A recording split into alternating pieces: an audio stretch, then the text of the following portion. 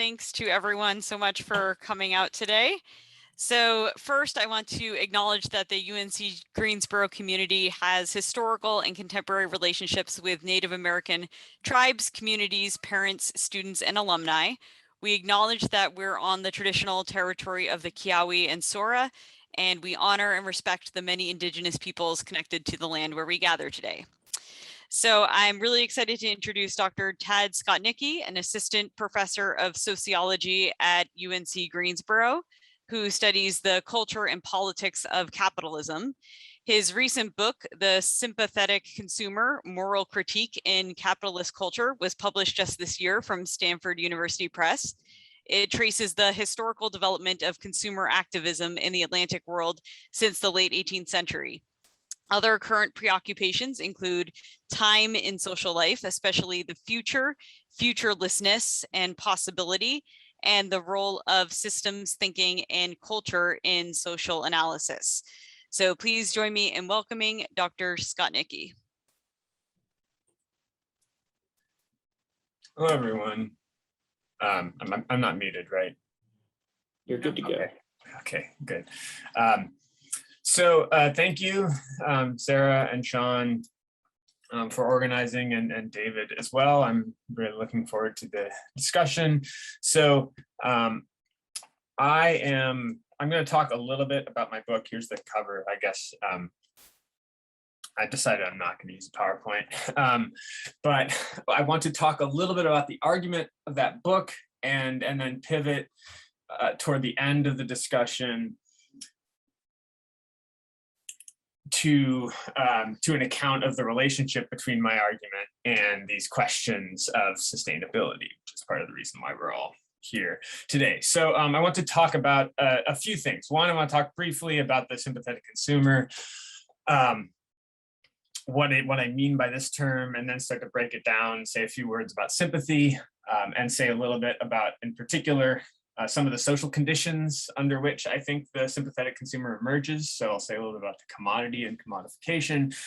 And then I'll talk briefly about one case, the abolitionists, and English abolitionists in the late 18th century in particular, bring that up to date in terms of some contemporary consumer politics, and then from there talk about the implications of this notion of the sympathetic consumer for sustainability politics. So the sympathetic consumer, as I describe it, emerges out of a kind of comparative historical analysis of several crucial periods in the emergence of modern consumer activism.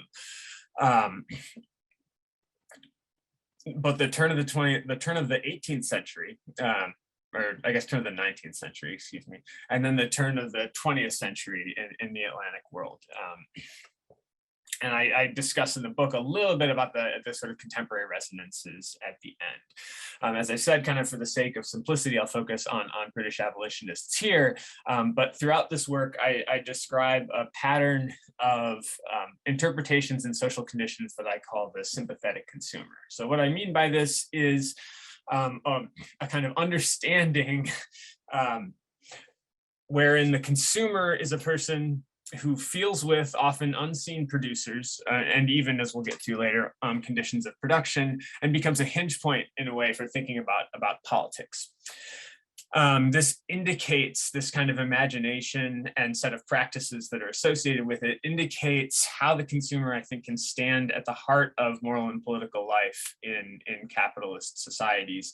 And it becomes evident in a range of ways, but I focus in particular in the book on certain visions or ideals that are articulated by some of these activists, sets of practices that they engage in to try to realize these particular ideals, as well as certain kinds of assumptions about the world, particularly moral assumptions that undergird a lot of the claims they make about how and why people should become sympathetic consumers. So the sort of take-home point is that I would argue that the sympathetic consumer is a kind of historically new figure that emerges under capitalist conditions of kind of relentless commodification.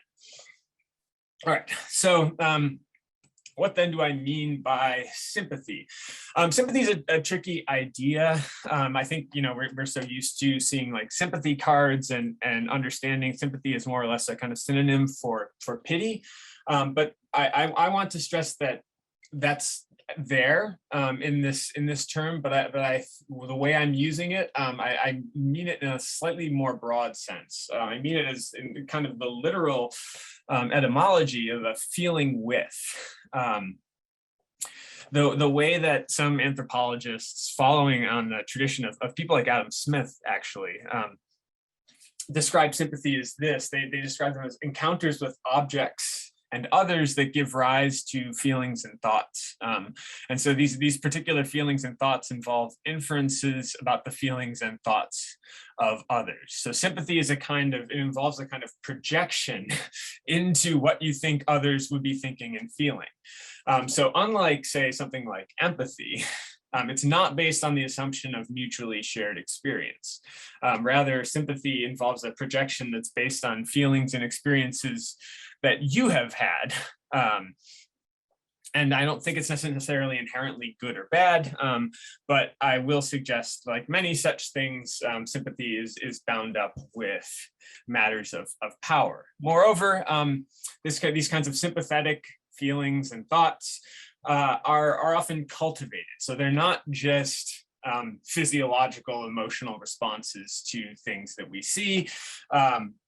Like, say, a smiling face, for instance, we may have a sympathetic response in that we also feel some sort of sense of happiness here. We don't have to know anything about why that person's smiling or what they're doing, but we may feel a little bit of some kind of happiness. It may help us feel something that we remember about our lives that makes us happy. And so the sympathy then foregrounds the thoughts and foregrounds the kind of projection that we make into the thoughts and feelings of others.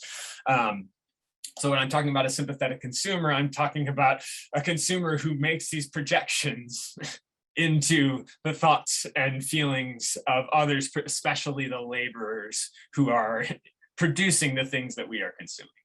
All right. All right. So I have this sense, a part of my argument is that this sympathetic consumer figure emerges under, as I said, conditions of relentless commodification. So a couple of sort of basic features two general features of the commodity form. This I'm partially taking from Marx, but they're simple, and I talk a bit in the book about commodity fetishism, and if you have questions about that and the particular role that it plays in my argument, I'm happy to elaborate later. But the commodity is both universally exchangeable in a sense, and it's also produced under particular conditions with particular kinds of labor. So the implication here is much of what we need and want to live in the present world in some form or another requires that we labor and or spend to acquire these things. This is, as I've said, I think historically new in that the role of labor and spending has taken on a distinct all-encompassing significance beginning in the 15th and 16th centuries, but really sort of taking off in the 19th century and into the 20th. The basic idea here is simple, that this ubiquity of commodification in capitalist societies makes it possible for the distinct array of interpretations that I'm calling the sympathetic consumer to emerge. All right, so all that having been said, I think I want to try to talk a little bit about what the sympathetic consumer looks like in the case of the abolitionists. And what I'll do is talk about several distinct circumstances within which we can see aspects of this figure that I'm calling the sympathetic consumer. The first being, as I pointed out initially, the kind of visions or ideals that are on display in these forms of activism. So brief kind of historical background. So the British abolitionist movement really began to take off in the 1780s and then in the 1790s. Initially, this was an effort to abolished the slave trade.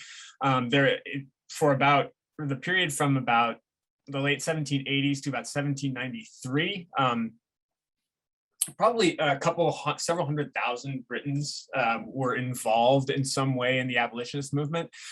There was a major cessation of abolitionist advocacy starting in 1793. This was associated very much with what was going on in France at the time, but the abolitionist movement continues more or less in a subterranean fashion and starts to pick up again in earlier parts of the 19th century. I'm going to focus my discussion here on basically that period from the 1780s and 1790s. And so one of the things that the abolitionists did at this time was engage in a sustained campaign against the purchase of sugar. This was spearheaded in some ways, although not exclusively, but by a pamphlet that was published by William Fox, who's I think a descendant of George Fox, a really significant figure in the history of the Quaker religion. And so he published an address in 1791 called An Address to the People of Great Britain on the Utility of Refraining from the Use of West India Sugar and Rum. This was a widely circulated pamphlet. The estimations run from about 100,000 at the low end to about 250,000. But this would either way put it probably at a higher level of circulation than Thomas Paine's Rights of Man, for instance.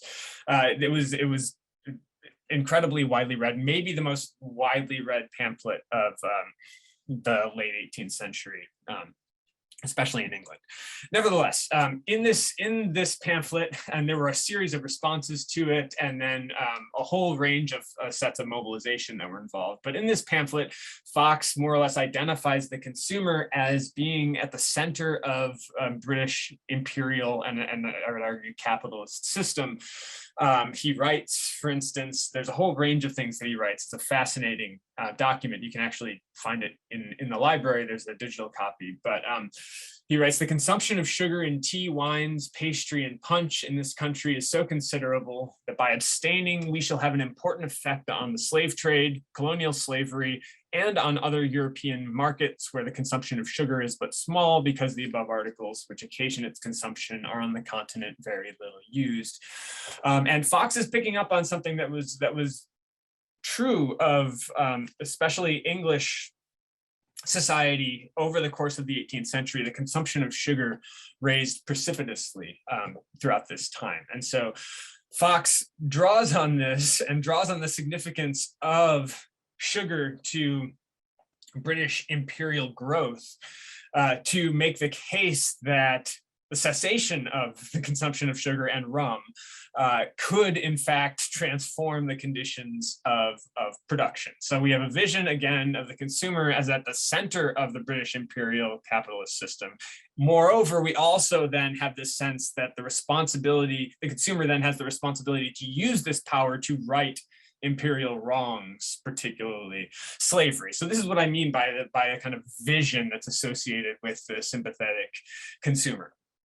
But it's important to note that this was not merely a matter of vision, but also crucially associated with sets of practices. So it's all well and good that they have this kind of project of building consumer power to remedy circumstances that they dislike at the point of production.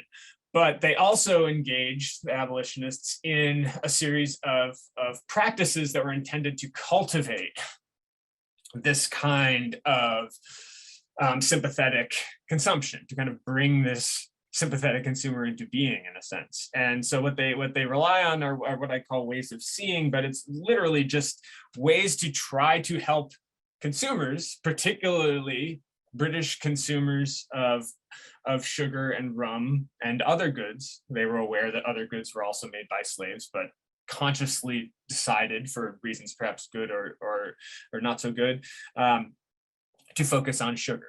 All right, but these are ways to try to get people to see. So some of these ways the abolitionists rely on were largely aesthetic. That is, they might involve poetry, they might involve paintings, they might involve elaborate descriptions of atrocities visited upon enslaved people in the Caribbean, as well as in the slave trade more generally. But they also relied on not just imaginative ways of seeing, but more ordinary ways of seeing. That is, just trying to show people things that would get them to think about the conditions of production. So there were efforts to brand so what they called free labor sugar. There's a whole set of problems with free labor sugar, but that's neither here nor there for now. Later in the 19th century, you saw the emergence of free labor stores and depots. By the turn of the 20th century, and this is just a brief preview, you see much more sort of photographic and photorealistic representations of goods that were made under unsavory conditions. So we have then not only a kind of vision of the consumer as being at the heart of a capitalist social order, but we also have a set of practices based on the effort to expose unseen conditions to these consumers. So these are the sets of practices that I'm associating with the sympathetic consumer. Then third, we have a kind of familiar type of moral reasoning that occurs. And this occurs in abolition, this occurs at the turn of the 20th century, and it occurs in certain ways, as I will point out momentarily, in the contemporary period. So we have kind of moral reasonings and assumptions that track the system of production. So these abolitionists, in making these arguments and claims and in trying to build a kind of consumer politics, they reasoned on the basis of the consumer's position in imperial circuits of commerce, from production and distribution to exchange and consumption. And they argued for the sympathetic consumer by actually tracing the links in the supply chain that joined producers to consumers. So to give you an example, one abolitionist wrote, "For why is the slave trade carried on? To supply the West India planters with hands to cultivate the islands. And why are the islands cultivated? To furnish the inhabitants of Europe with sugar. If sugar were not consumed, it would not be imported. If it were not imported, it would not be cultivated. If it were not cultivated, there would be an end of the slave trade, so that the consumer of sugar is really the prime mover, the grand cause of all the shocking cruelty which accompanies the treatment of the wretched African slaves." All right, so we have then these kinds of visions, practices, and moral assumptions that I would say are bound up with this figure called the sympathetic consumer. We certainly see versions of this in the contemporary period as well. I mean, fair trade is kind of an obvious example, but there are even more farther afield examples, like the notion of conscious capitalism, which is a project built by, in part, the CEO of Whole Foods, John Mackey, and it involves other businesses. But they, if you look into the rhetoric and arguments that they make, we see kinds of versions, slightly skewed versions of what I'm calling the sympathetic consumer. And so what I'd argue is it's a recurring kind of figure. Now, of course, I want to talk briefly here about some possibilities and limits and then get into the implications for sustainability. So obviously, some of the limits of this consumer politics is it skews towards consumerism. So to the extent that the principles and politics of capitalism are a problem, and I think they are, though I appreciate that there are genuine differences in judgment here. My grandmother, who's reading my book, always tells me, she's like, "I just want you to remember that capitalism's not all bad." And so, but to the extent that there's something specific about capitalism that helps to exacerbate some of these problems, then consumer politics reproduces some of the problems that are associated with commodification. But it's also true that consumer activism has yielded and built collective action in some circumstances. And when it has done so, it has played a role in all manner of kind of socio-political transformations since the 18th century. Anti-colonial movements, the labor movement, civil rights, building state protections for labor, food. And so it's possible in some circumstances that consumer activism can have some kinds of positive effects. I think there are some unappreciated limits and possibilities here that are bound up with the moral and imaginative work associated with commodification. So on the one hand, systematic commodification offers us a way to imagine our position in a capitalist world. And this is actually quite powerful. But on the other hand, this same imagination can also lead to either a kind of mystical and often unreflexive faith in the power of the consumer, or a profound sense of disempowerment. And so this then brings us to the kind of sustainability politics, or what my argument about the sympathetic consumer can suggest about sustainability. So one, I think many of us will be familiar with, right, the sort of issues associated with green consumerism. And so it seems like the concerns about activism that is either implicitly or explicitly organized around the consumer would apply perhaps even more so to green consumerism. So from recycling and personal carbon offsets to individual lifestyle choices like vegetarianism or veganism, locavorism, simple living. It's estimated that the wealthiest 10% of the global population has been responsible for approximately half of cumulative carbon emissions since 1990. And much of this, moreover, has to do with things that we take for granted. So in the US, this means dependence on the car, the intention and extension of the work week, resource-intensive lifestyles that depend on a lot of energy consumption. So there's a kind of trap here that we should be concerned with. I think second, these kind of lifestyle issues and other related demand side approaches to sustainability are insufficient to actually explain and address the implacable rise in carbon emissions over the last 30 years. And so we shouldn't assume, I think, that demand is intractable or sacred. Sometimes we'll need to be prodded, I think, and cajoled to shift entrenched habits. And I'd suggest that many of the entrenched intellectual and practical habits are themselves bound up with specific features of capitalist societies. So a project towards sustainability will require the destruction of the fossil fuel industry and broad transformations in infrastructure, which are not going to emerge sufficiently through demand-side market-based development. So we need to build popular pressure that will make it possible to begin to implement national and international projects to address climate change. And there's some slowly growing efforts, for instance, to get the UNC to divest from fossil fuels. If you look up, for instance, UNC Reinvest, and there's some more information if you look up another UNC is possible. But the goal, I think, should be to build lateral connections and across organizations and institutions, for instance, the UNC system or the state of North Carolina, to enable the kind of public mobilization and pressure that will demand coordinated policies and projects to address climate change. In short, I think there's a need to push for projects that will begin to make things like the Green New Deal possible, because right now they aren't. And then finally, I think there's one final lesson as I conclude.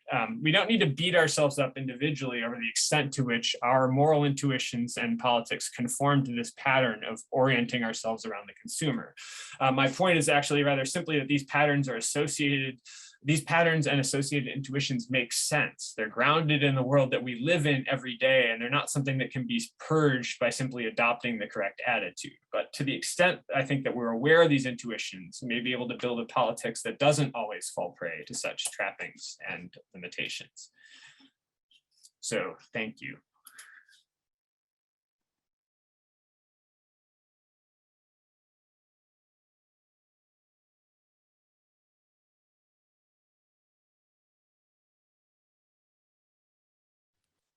Okay, thanks, Sean. Yeah, I couldn't unmute for a second there. Yeah, thanks for the great talk, Tad. So we're going to have our second speaker now, but please, think of your questions for Tad, or, enter them in the chat, because we'll have Q&A and discussion with both speakers at the end. So now I'm pleased to introduce our second speaker, Dr. David White, who is a visiting assistant professor of history at UNCG. He is the author of Oil Money, Middle East Petrodollars, and the Transformation of U.S. Empire, 1967 to 1988. That came out this year from Cornell University Press. He's also written multiple articles and book chapters on the history of international relations, the United States, and the Middle East. He's currently conducting research for a new book analyzing the dramatic rise in the number of Arab students attending universities in the United States and of American professors developing educational programs in the Arab world during the Cold War. So let's welcome Dr. David White. Well, thank you very much, everyone, for attending, for having me, and thank you, Ted, for the wonderful talk. Yeah, here's the book, Oil Money or Petrodollars. I'll use those interchangeably in my talk. And my talk will discuss a bit about the materials drawn from the book, which looks at the 1970s and 1980s, but I'll also talk about things outside of the book and more contemporaneously. But I want to open with an example from the 1970s involving Saudi Arabia. And in 1976, a Saudi prince by the name of Mohammed al-Faisal, a nephew of the famous King Faisal, leads a government commission study to look into the feasibility of detaching from Antarctica a 200 billion pound iceberg and then towing it across the ocean to Saudi Arabia to then use as fresh water. And he teams up with French engineers and polar experts to try to figure out how they can detach this massive amount of ice and how they can transport it across the equator without it completely melting.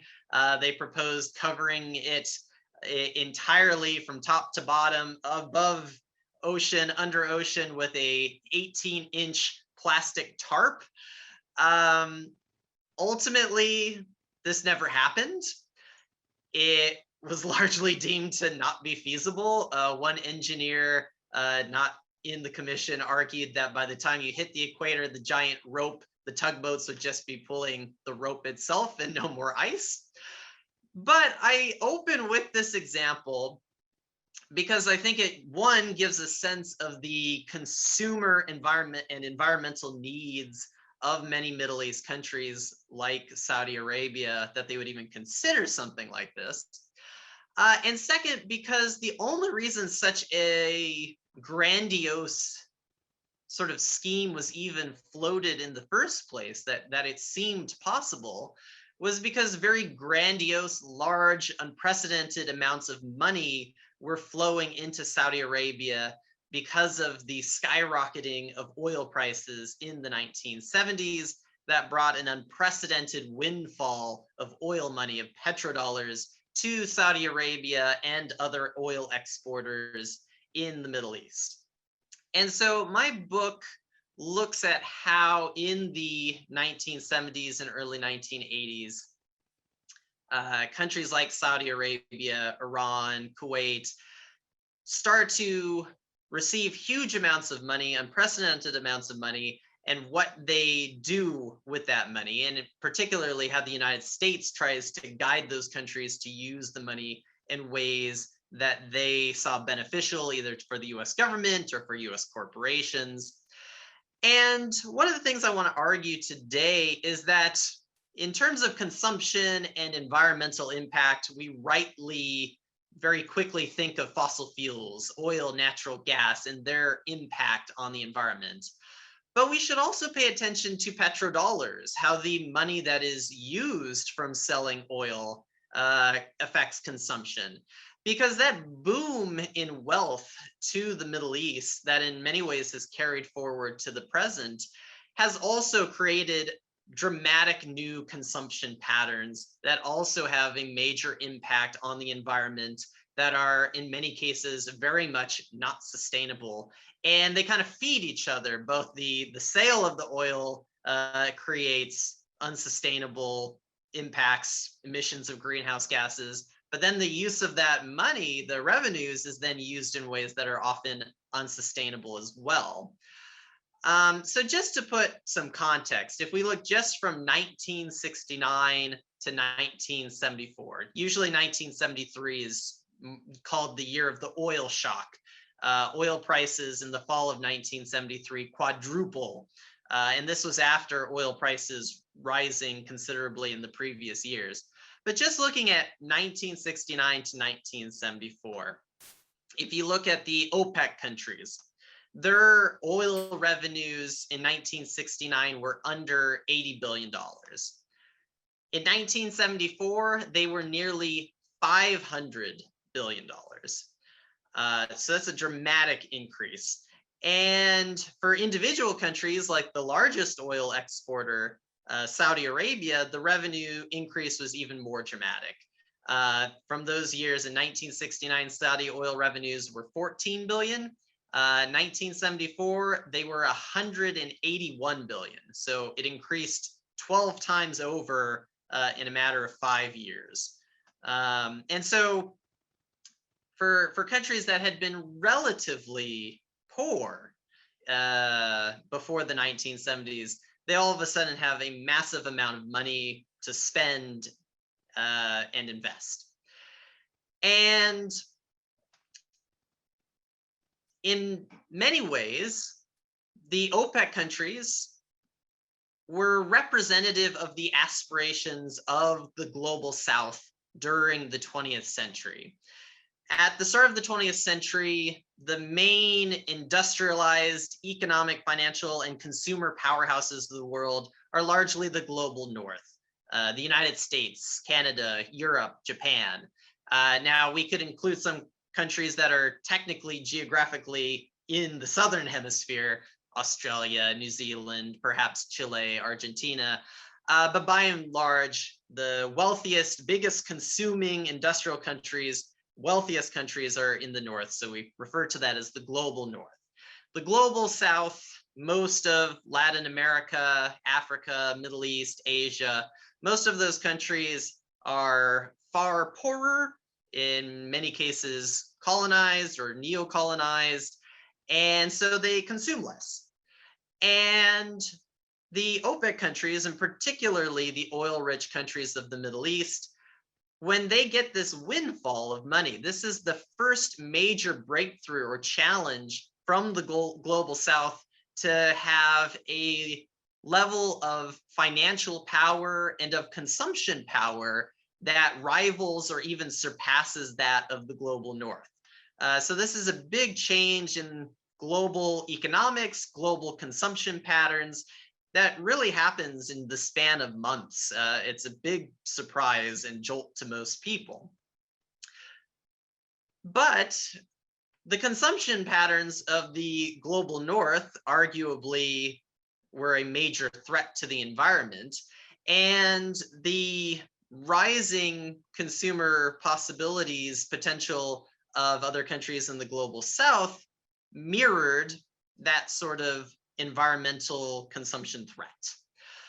But in some ways, this was compounded further by the authoritarian nature of many of the governments in the Middle East that usually tried to use their petrodollars to buy off support from their populations by providing, highly subsidized energy, goods, materials, consumption, to have that as the trade-off or the bargain for not having a say in their governance.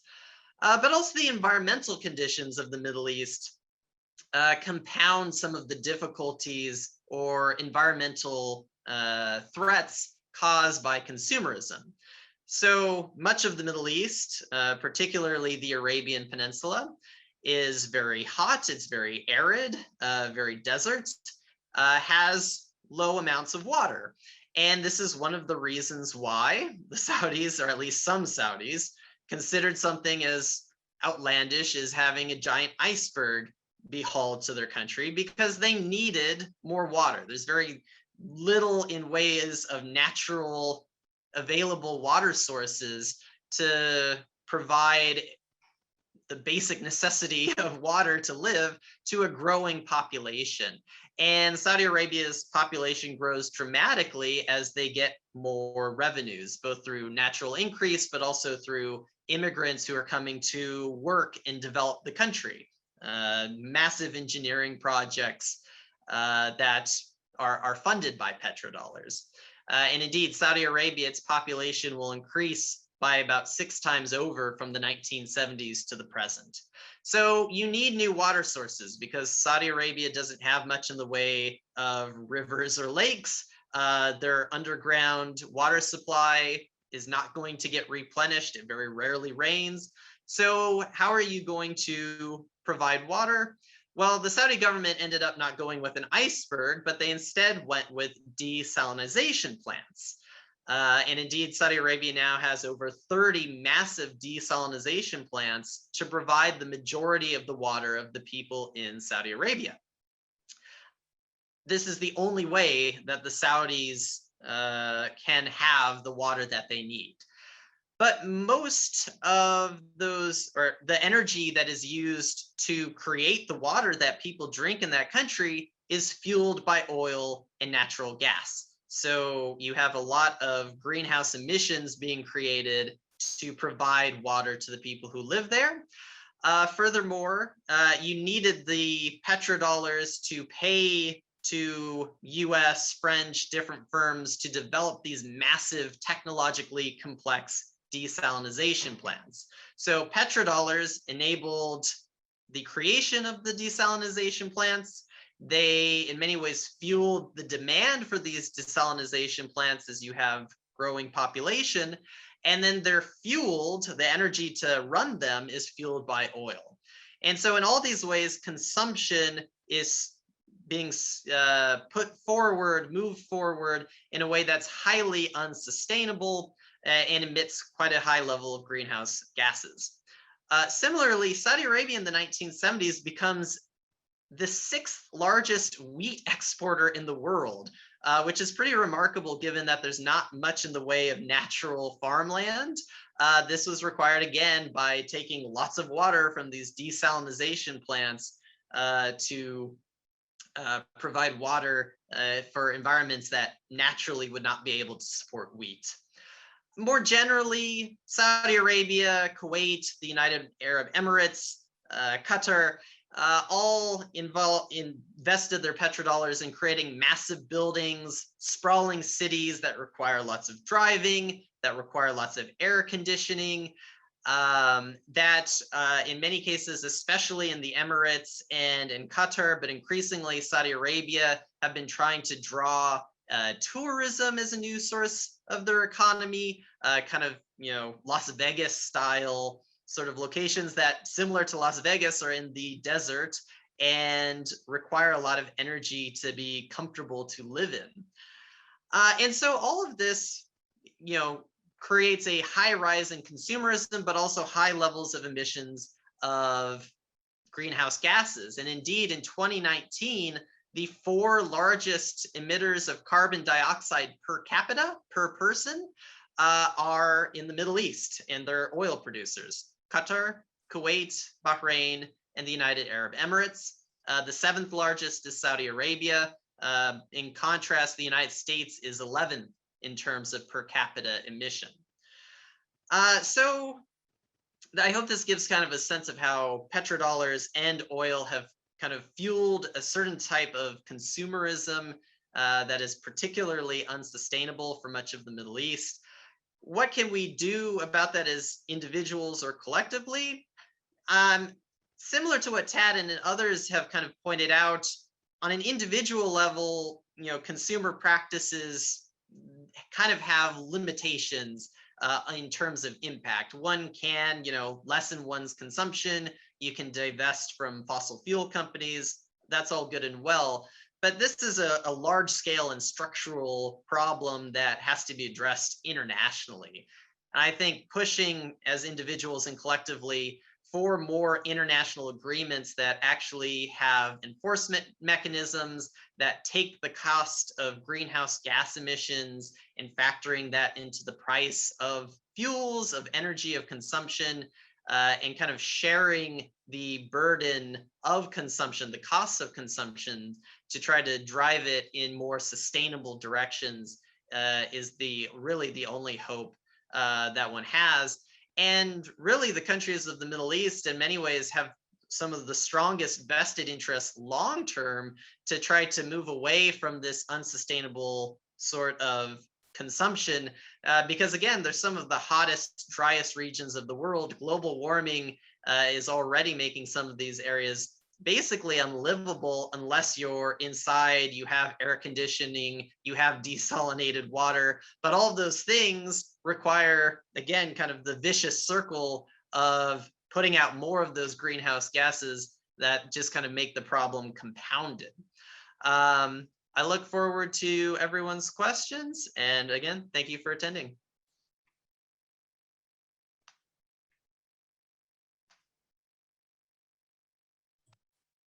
Thanks, David.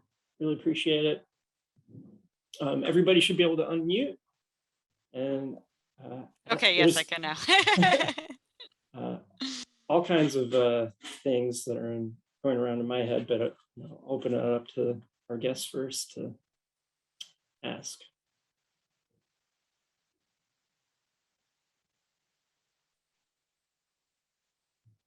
Don't be shy.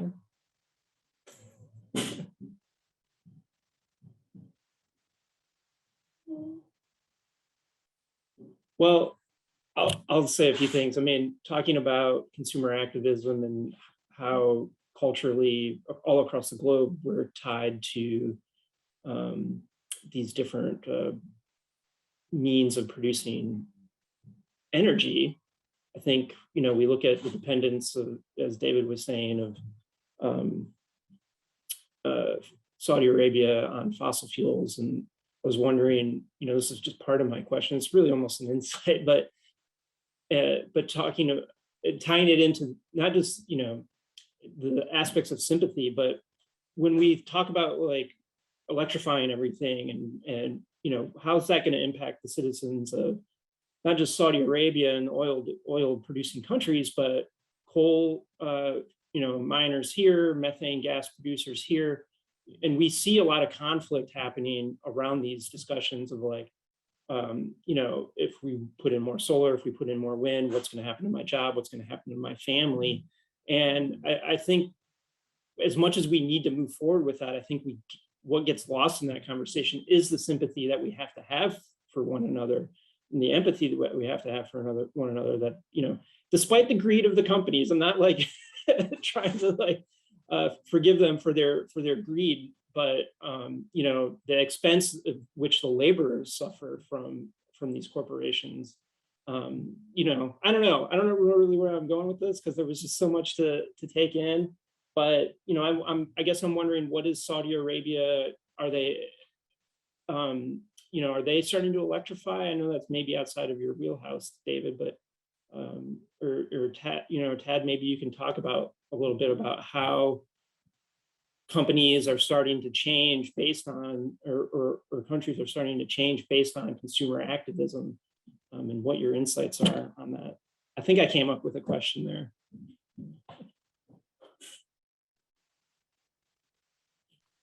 Well, I guess I'll start taking a stab in the general direction.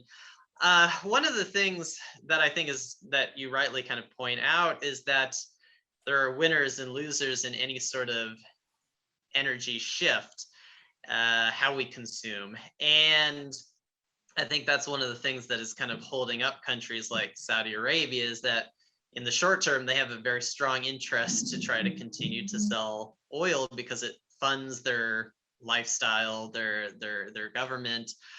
And that's a real challenge of how to get past those sort of short-term concerns, even if in the long term, Saudi Arabia more than anyone probably has, or certainly one of the top countries to try to avoid rising temperatures.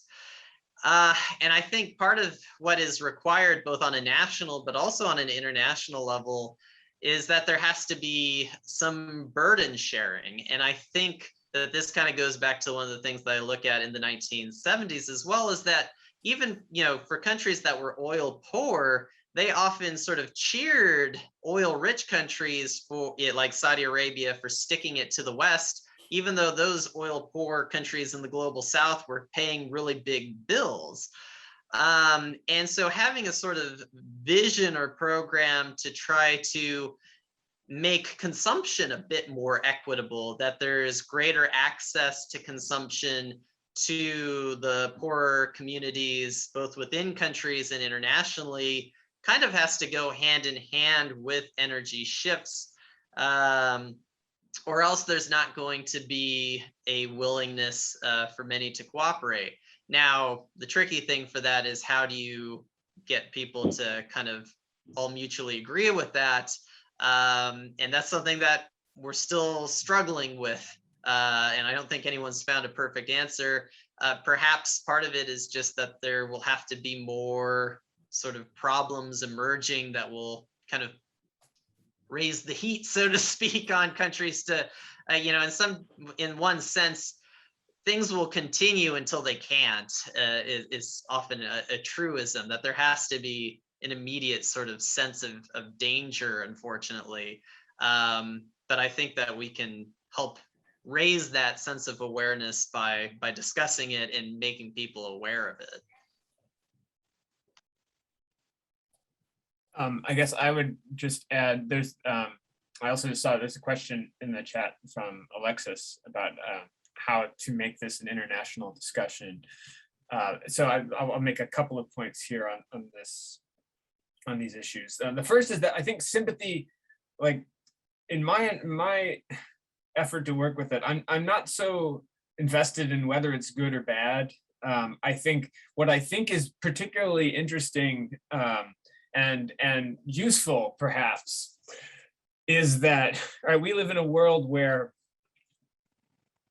we're engaged in different ways, whether through its working and through paying rent and buying and provisioning for our daily lives, that we are constantly buying and selling things, and so there's a way in which this process puts us in a position to imagine our relationship to the sort of system that makes it possible, right? And so the thing that is the danger, as well as the sort of possibility that lies there, is, well, all right, now we can imagine ourselves as being embedded in this global system of commodification. And so the question is, what do we do with that? Now, the one risk of that kind of encounter is, of course, seeing that, like, well, who am I? What am I going to do as a little old person buying and selling, individually? And so this can lead to a kind of demoralization or to a fetishization of consumerism, right? The idea that we are going to buy our way and sell our way out of this. And so that's the thing that I think is interesting. It's like, if there's we can leverage that familiar experience to demonstrate the interconnection between ourselves and people and circumstances that we don't have any knowledge of directly, but that we are relying on every day. And so the sympathy is a danger in some ways here, because it may overinflate the consumer's sense that well, they just need to act the right way, and then things will gradually correct themselves. I think the international question is a good one, and it's a hard one, of course. This is something that communists have been wrestling with and failing to address over the last 150 years. But in the U.S. And we're a particularly obdurate population for a whole range of reasons, but in the US, I think one way to sort of make the international conversation more serious is to really understand the imprint of the military on fossil fuel and other consumptions and emissions. Like I think if the U.S. I read yesterday that if the U.S. were if the U.S. military were a country, it would be 55th largest emitter in the world. And so one way to understand the sort of global reach of the U.S. and the global implications of U.S. lifestyles and U.S. empire is precisely to hammer away at domestically the role that the military plays in sort of aiding and abetting what is, a largely a completely unsustainable form of life.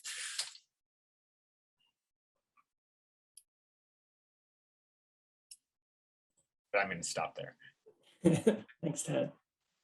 Yeah, there were just so many topics between globalization, imperialism, hegemony, labor rights. I mean, you guys covered quite a wider range of, or wide array of topics. Does anybody else have any questions or comments? John? Yeah, thanks for these talks. It was really cool to hear them kind of two really different time periods kind of side by side through the lens of this, the global consumption system.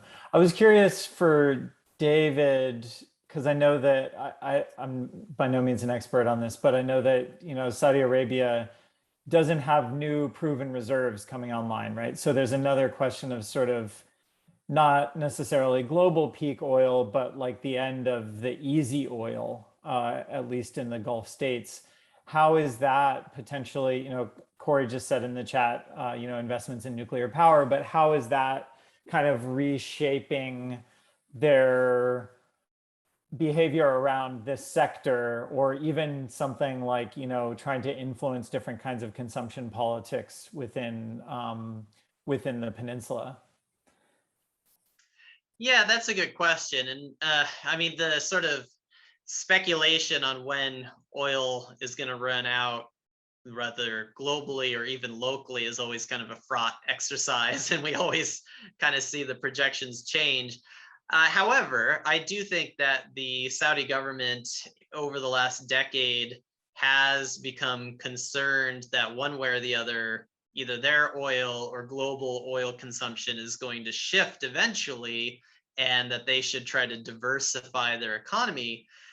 But that's easier said than done in many ways, because again, there's a lot of structural reasons why in the short term you want to keep going to oil, and you can try to incentivize, going into other industries, but there's a tendency to kind of go with the sure thing. And there's again, because the Saudi government has often tried to use its petrodollars as a sort of authoritarian bargain and say, its citizens don't have to really work all that much and they can expect to still live a fairly lavish lifestyle. There's not much motivation for many Saudis to go into other business sectors rather than keep the petrodollars coming in. The broader, immigrant labor force is also coming there largely or directly or indirectly for the petrodollars. So we see efforts to kind of promote like Saudi tourism and things like that, develop new areas. I mean, there's limited success, but it's hard to kind of go away from the sure thing, both on an individual and government level. So they're trying, but thus far, I would say their success has been limited.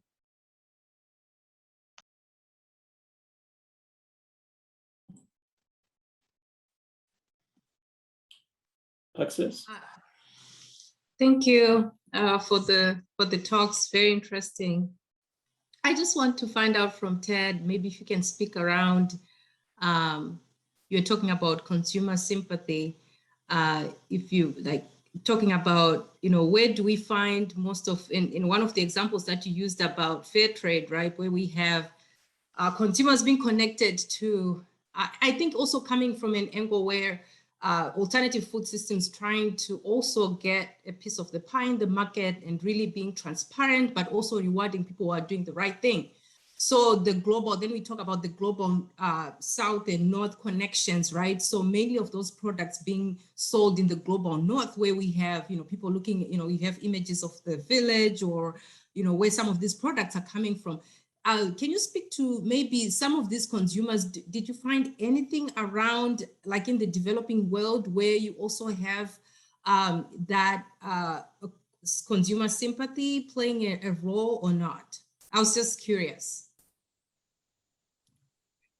That's a great question. Yeah, I mean, I think I think it's I haven't seen a lot of it personally, but you do have, I mean, there are, for instance, efforts in the late 18th century to build sort of sustainable,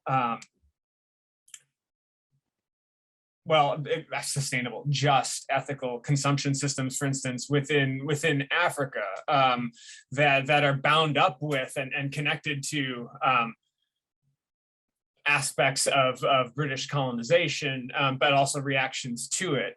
Now, the one question that I kind of raise in the book that I don't address, but that I think speaks directly to this question of yours is whether or not this kind of effort to extend sympathy is a condition of global power, right? So that is that you're more likely to see these kinds of sympathy movements in circumstances where you have a high degree of intense consumerism developing, right? And so I would expect that, and you do see things like this happening, for instance, in China over the last 20 to 30 years, as you've seen this sort of intense development of the so-called like Chinese middle class, for instance.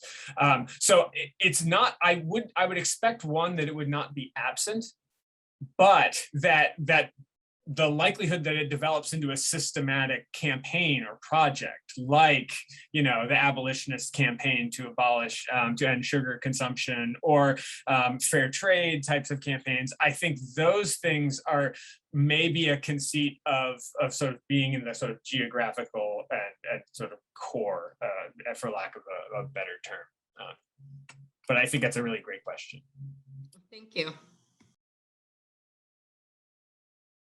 Okay, we have one last question from Heather. Heather, did you want to unmute and ask, or do you want to just read the question in the chat?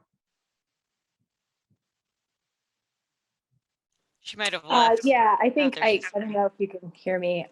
So I'm thinking about my own sort of questioning about more small scale change, and just kind of curious if either of you are kind of intersecting with this through your research, which is, you know, asking these questions of large international and system-based ideas and change. So I'm thinking about kinship and family formations, like family size and kind of child-free by choice sorts of decisions that seem to me to be implicated with issues of consumerism. So I just didn't know if that was anything that sort of intersected with your research and your thinking in ways that you could briefly mention. But I also put that we might not have time to hear your answers. I think if you guys are willing to stick around and just talk about this one, we'll consider this the last question.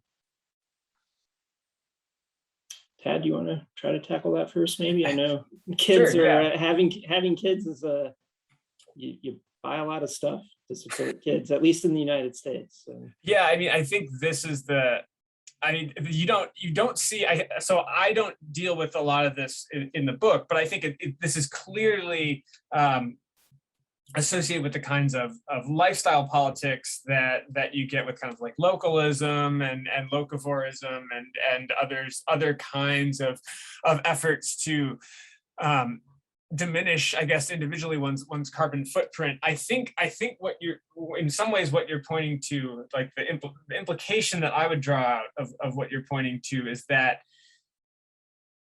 one of the we have to be in a position to reimagine, for instance, how things like families work and what kinds of resources families are expected to consume and use and draw upon. And so this is why I think I'm less focused on like individual decisions about family making and more interested in the efforts to prod people into reorganizing their lives. So one of the reasons, like a simple example, like I talked about in relation to sustainability, the question of like where we live in relation to where we work, and And then the implications of this, or the relation of this to things like the amount of time that we have, which is itself bound up with the expectation that we're working 40 to plus hours a week, right? And so this then creates a kind of time crunch where all of a sudden driving makes a certain kind of sense and becomes a necessity, not only because of where you live, but because you only have a limited amount of time within which to do it. And so yes, individually, like their decisions to not have children, for instance, can increase the amount of time that is available, which then may allow people to live less resource intensive lifestyles. But my hunch is that the issue needs to be pitched less at the level of how individuals will do this, and more into people aren't going to have be able to have a choice. Like, we need to get into a position where people aren't allowed to choose to live in unsustainable ways. And so to the extent that, you know, we have the declining birth rate and stuff like that, that'll probably make some kind of, have some kind of effect. But I think the focus should be on the conditions that enable and that create families in the US, for instance, and the sort of global North as resource sucks. Yeah, I guess I'll just add that to my thinking, you know, part of that, I guess, comes back to adding in the environmental costs into anything you consume.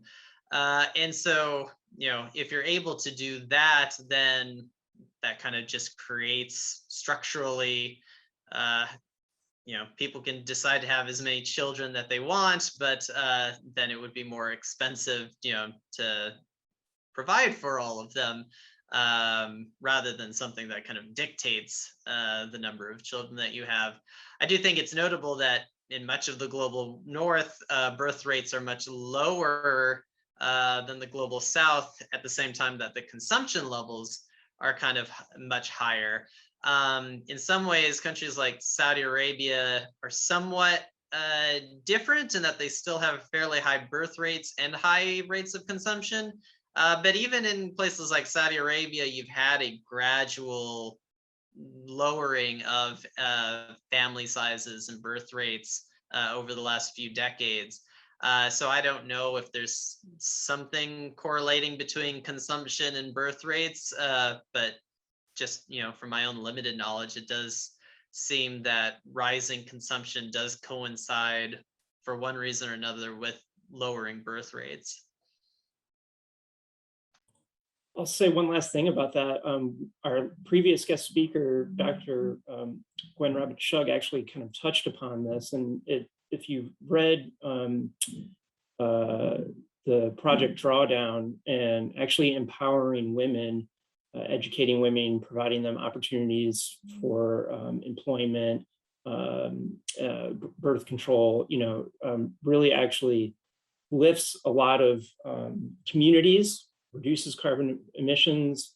And I think we also have to be aware of kind of like a Western view on this, you know, over 1%, I mean, it's about, you know, the top 1% of the population globally, from a financial standpoint, are responsible for the vast majority of carbon pollution. And so it's not really like necessarily related to families that are having, you know, or large families, you know, parents are having a large number of kids. It's really about the extremities of greed and global consumption and travel and all of that, and just having 3 houses and all that nonsense. So, but yeah, I will share links to our YouTube channel when I send out an email with the recording of this talk, and you can watch Gwen's talk about that as well. It was really insightful. Thank you all very much for coming. Thanks, y'all. We really appreciate it. And we'll hopefully see you in a few weeks. And David and Tad, thanks very much. Have a good day, everyone.